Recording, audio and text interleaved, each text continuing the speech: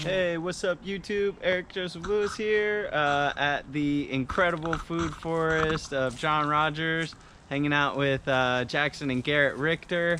And just to give you an idea of the contrast, here's like your normal suburban yard of Florida right behind me, and then here is the epic food forest. Dun dun dun! Get ready for some action because this place is off the hook incredible.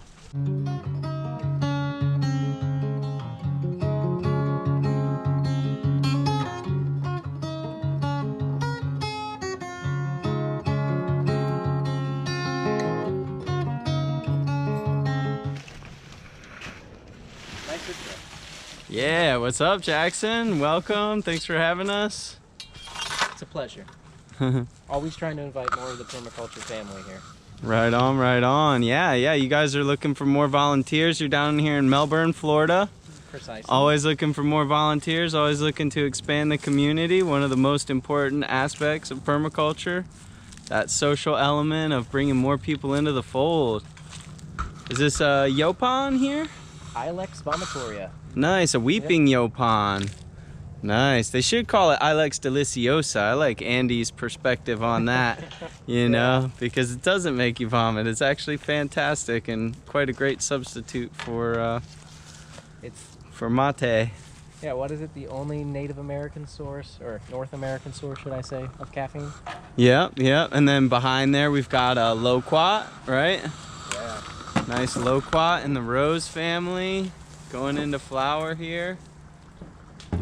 Right next to little baby cocoa, little baby mango there. Yeah, little baby one. Let's nice. see. We probably got a tag on this one still somewhere. Or not. It's a graft, for sure. But let's give it a little room to breathe. You can see that graft union down there. Sweet. That one going in. Coco's lining the driveway, and then a big old avocado right here on the left. Bananas, dragon fruit. Yet to fruit that one. Oh wow. I'm thinking like just so big. The whole commonality of like seed grown, 8 to 10 years to fruit. I don't believe it. I'm thinking that one should produce this year. I'm trying a new thing too, where we don't really apply a lot of inputs here. And, recently I've been dabbling into another stun method kind of tree. This tree really doesn't get much attention from us. Wow.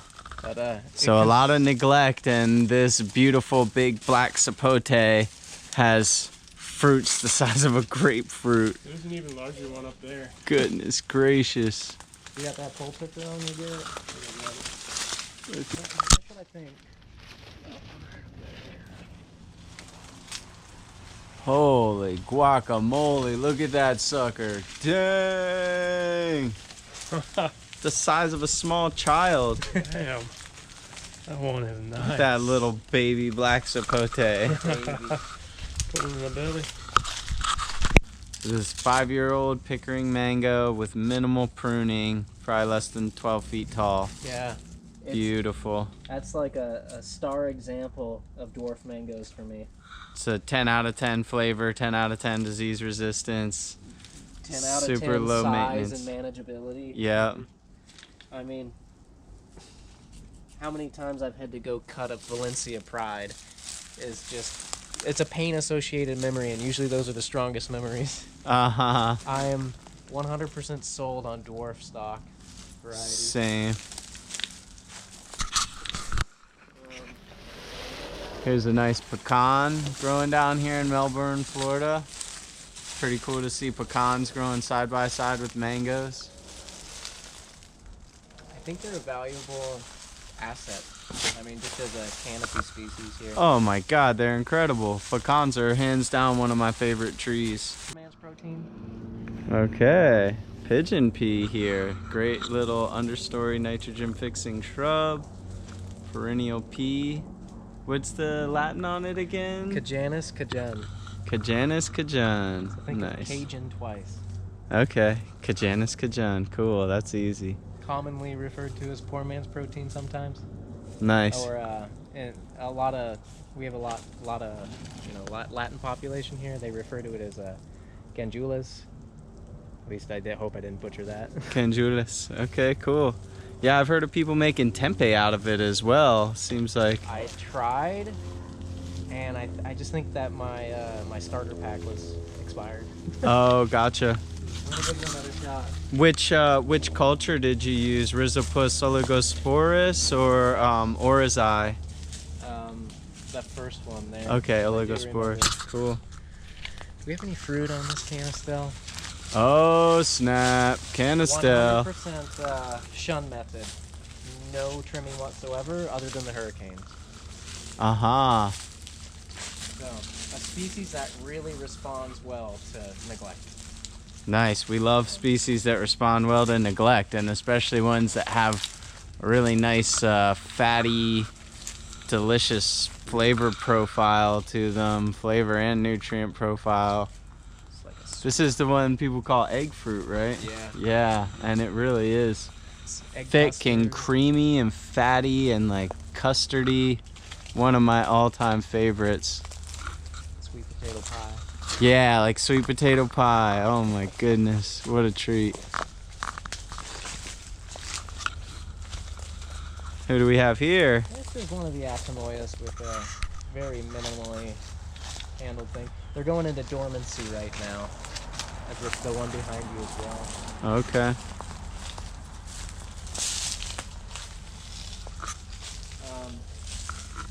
There's a few different particular varieties here. We've lost a lot of them, and didn't really have a map, so we didn't, take care of their locations too well. But I know there's definitely Geffner in here.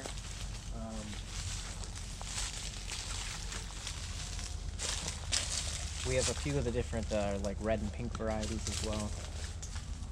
Nice. I do need to find a particular expert if you can put me in touch with them. One who can identify fruit from a picture. Uh-huh, yeah, those are a rare breed. We Yeah. gotta track them down. I'll ask Andy, he'll know. There's gonna Andy knows be- all the experts. There's gonna be some Philippine woman somewhere. Right. But then again, that may not give me the English names. Sorry, just looking at the squirrel. The problem is the solution. That guy's getting. So here we got the mighty Avaroa carambola, the mighty star fruit in the Oxalidaceae family. Does contain a neurotoxin known as carambolin or Caramboxin. caramboxin. Okay, Pretty sure. caramboxin. And so you want to go easy on this one. Definitely not your new staple food, but it's super great for Zone 9 permaculture. And how long has John been developing this space? Under the principles of permaculture, it was a steady cascade of progress, but it started out probably around 20 years ago. Wow. Yeah. Gotta give it to that man. He's way before his time. Yeah, custard apple. Custard apple, nice, Annona. Yeah, what's the species on the custard apple? I forget. I haven't tuned in a whole lot to the Annonas. And then so the Annonas are another one with annonacin, which is another neurotoxin, and there's good research or decent epidemiological study down in the Caribbean island of Guadalupe, where they found that subsets of the population who ate large amounts of Annanaceae fruits such as custard apple and cherimoya, guanabana, soursop, they were more prone towards Alzheimer's, dementia, and other neurodegenerative diseases. Up north we have the pawpaw, Asmina triloba, and so this is another family. Treat it like a treat, just from time to time. Don't base your diet on it. This one would be a graphic variety. Ooh-wee. Bigger fruit on Yeah, that's what I'm talking about. it. This one's fairly ripe too. You got a good one there? This one's getting soft. This one's definitely right. And they can ripen off the tree a little bit, right? Yeah, you're gonna take that one in your car with you. Woo! Later. Blessings, infinite blessings from the tropics. Bruce Canistel. This is a fatty variety. Yeah, looks like there's a couple more up up Yeah. there. That big one over there looks like it might be. Look at that. So failures in the food forest, you say? Nothing is quite a failure. It's just a minor. A learning experience. Yeah. Find somebody in your area that is consistently fruiting a species. For us here, we've planted somewhere out around 50 or so Arbequina olives. We just do not have the proper climate to send them to fruit.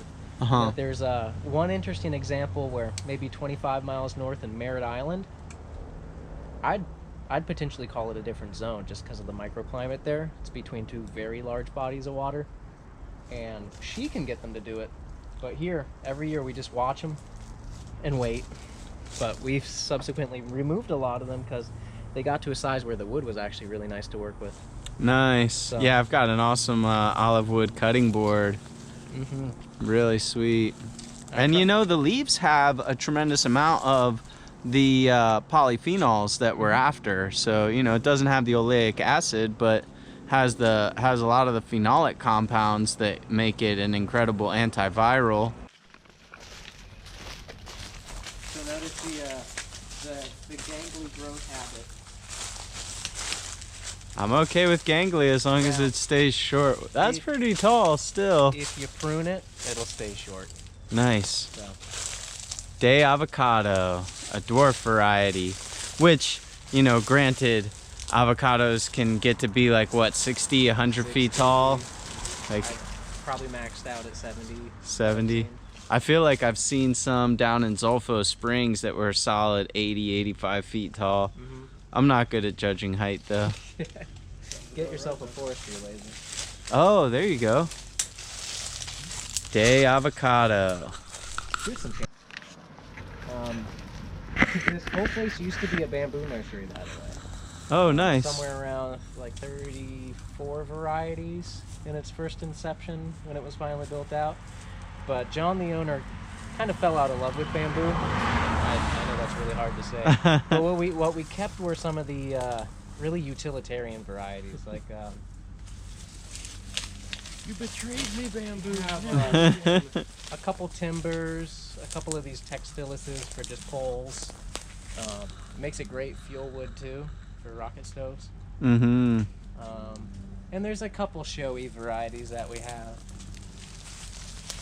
Whoa, is this a coconut? Yeah. Nice. Which in fact, So you are full tropical. Yeah, I guess so with that giant black sapote. we're pushing it. There's sour sops here. I recently picked up a cacao, and I have a really interesting microclimate that I'm gonna place it in, because I mean, I used to be really jaded. I was like, you know, no cacao, no breadfruit, nothing like that. But and this completely blew my mind. I sort of get emotional about it.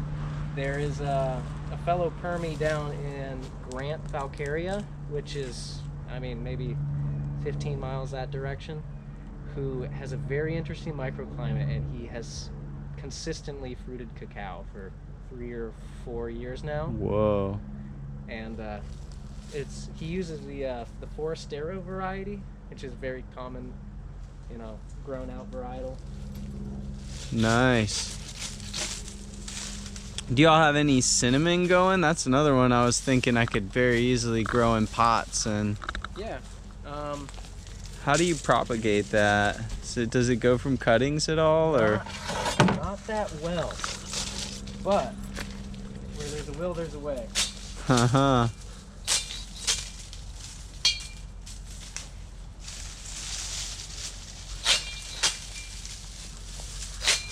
Machete's probably the #1 tool for tropical permaculture. Take notes, everybody. Yeah. This right here is the one key important tool of any tropical system, or subtropical. What's your favorite machete brand? Any preference, or just 60-year-old garage sale find with a new handle. Repurpose. Nice? Yeah, there you go. Repurpose, recycle, renovate. Nice. Between So the this leaves- is the true allspice here. Yeah. It will set berries every now and then. We had a few this year. Do you know the genus and species on allspice? I'm not tuned into this one so much. I haven't yet either. This is where the GFGI comes in.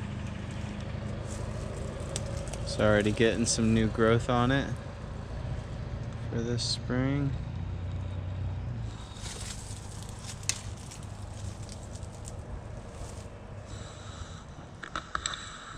Pimento.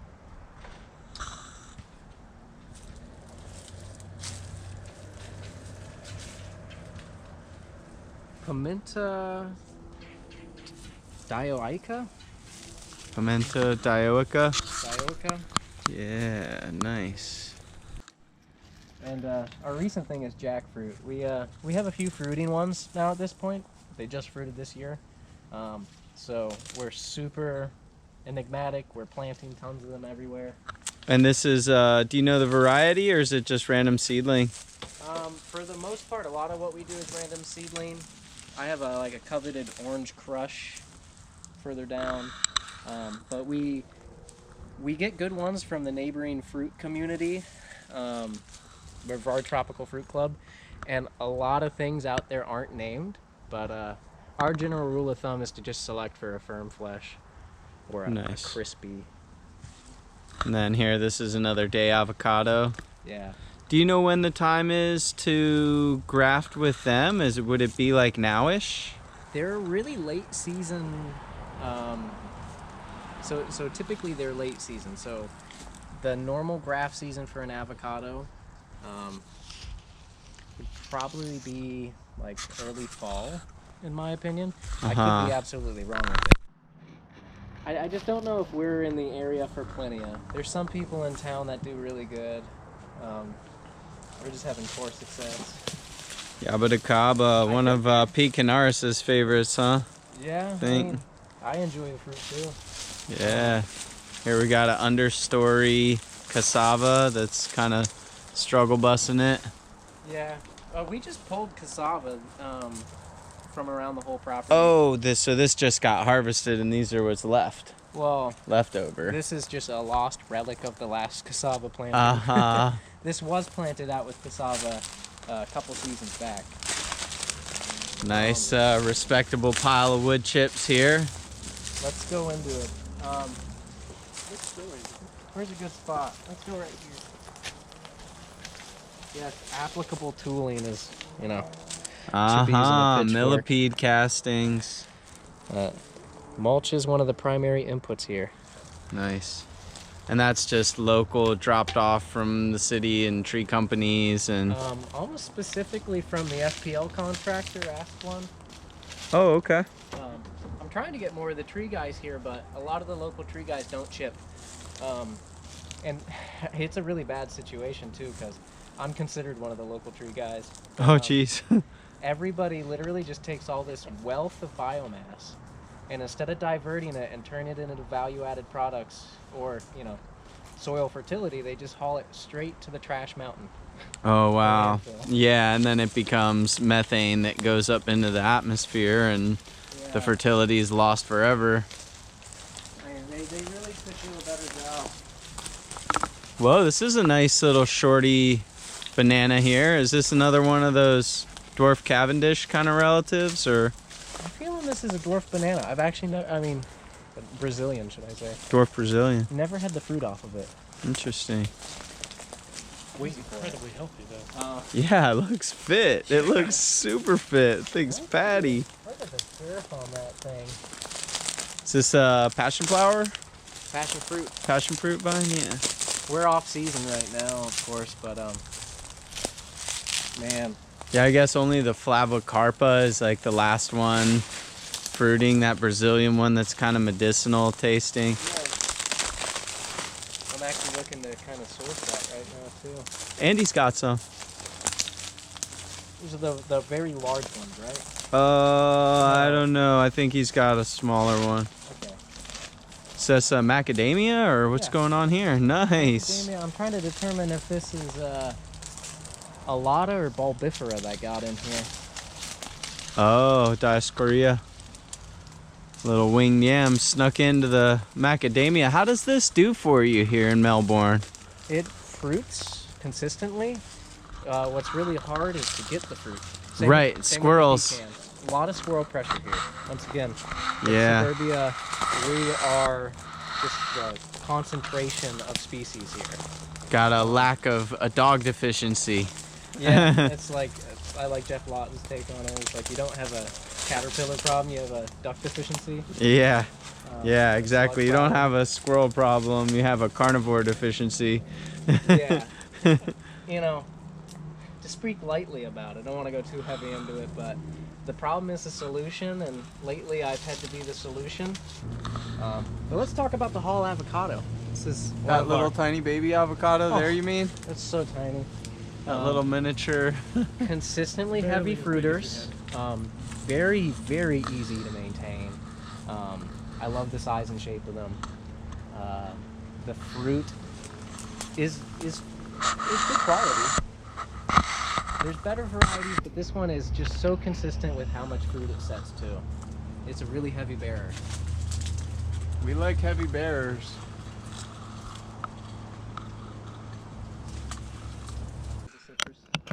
So what kind of a banana do we have going on here? It looks pretty That'd be interesting. The praying hands variety. Praying hands, just as I suspected.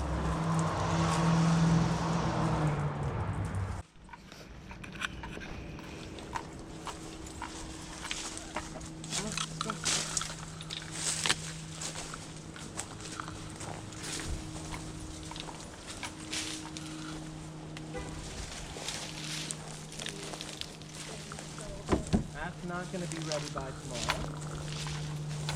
I'm looking for that primo. That primo tomorrow fruit. There's one that would have been primo day before yesterday. That one could still be decent. That other one over there. It's looking pretty soft on Yeah, it's a both little gnarly, sides. huh?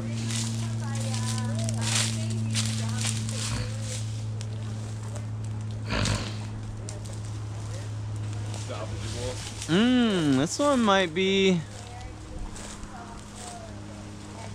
It's close.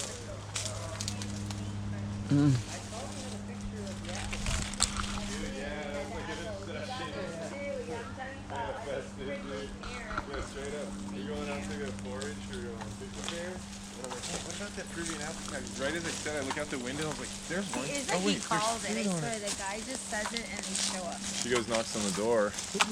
Yo, It wasn't that impressive, but it was really cool looking. And it's just cool for cactus. Ben, get your extra foot of height in here for that one, I got you, man. please. They call me papaya pica. A little winter garden here. Nice. And there's two more right in there.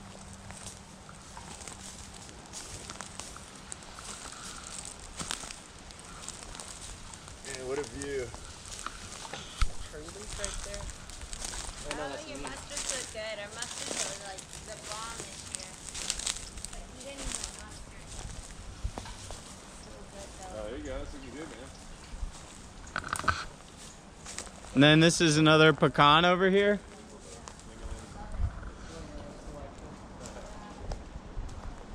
Oh, there goes on that tree over there, dude. I believe that is. Sure looks like it. Oh, yeah, you gotta grab that. What is this one called? They have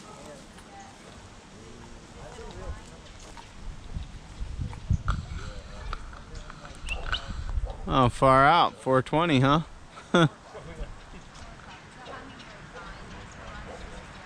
Hey, little baby.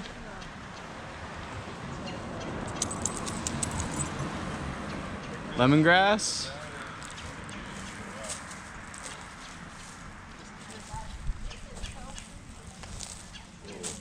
Nice little winter annual veggies. Right in the front yard.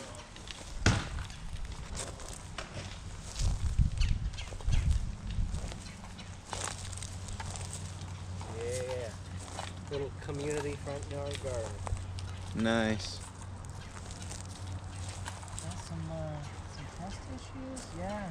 Well, we're gonna have to get sprayed.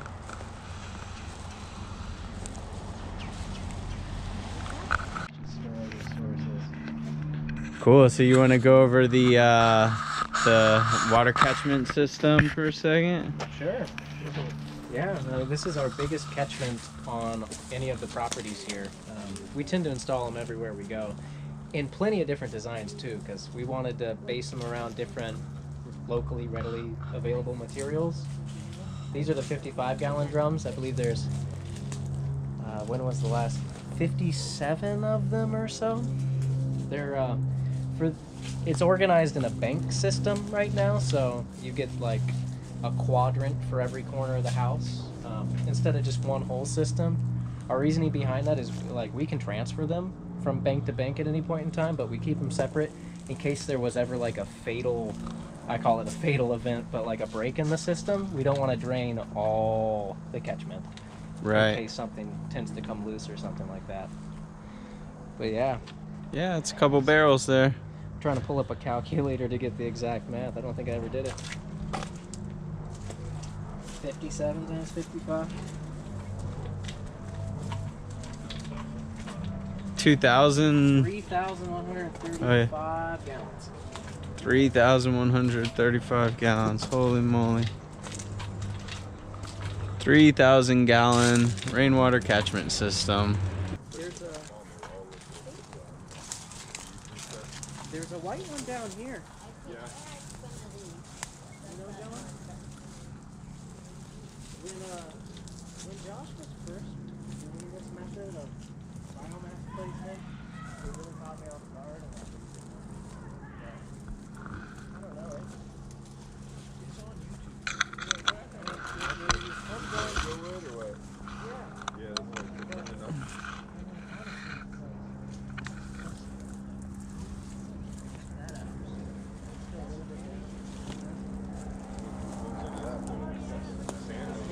This was just all the sand block. Just let it mulch it all.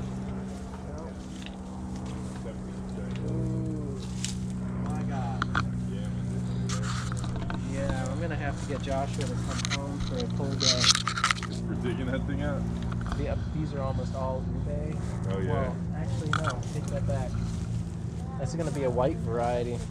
Yeah, Maybe- you can tell by the Maybe Starnes white. long dog turd ones. Some of them have the Stem is good. angles. That one might be the ube. Look at all those bulbills, man. What? Is Is this a white or Crazy. yeah, it's white? This is this has to be a white because it doesn't possess any of the veination. I think the Full of bulbils. Can I grab one of those? ube's, yeah. Got some sugar cane going over here. What is this short one now? Jackson, this short banana. Is that a Namor?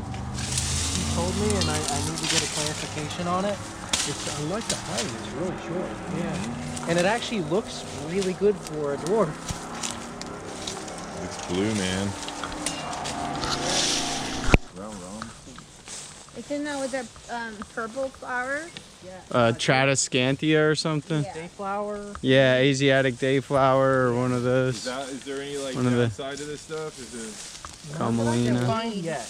So would you recommend using this to cover beds and stuff? It takes a cut, it holds a ton of water, Yeah. and it's really easy to manage. Yeah.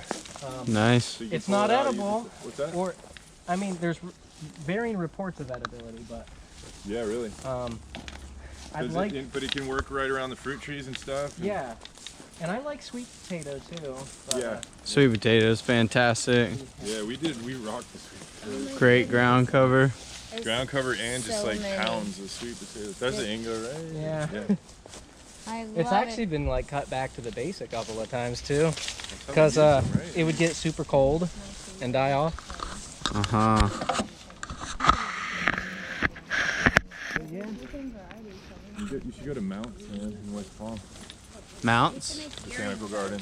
Oh, Yeah. yeah, I haven't been there yet. Yeah, it's a pretty cool spot. Yeah. Yeah.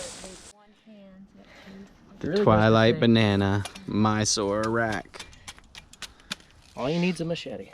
22 in one hand. That's so great. My mama told me life is like a bunch of bananas. You just gotta chop it up with a damn machete.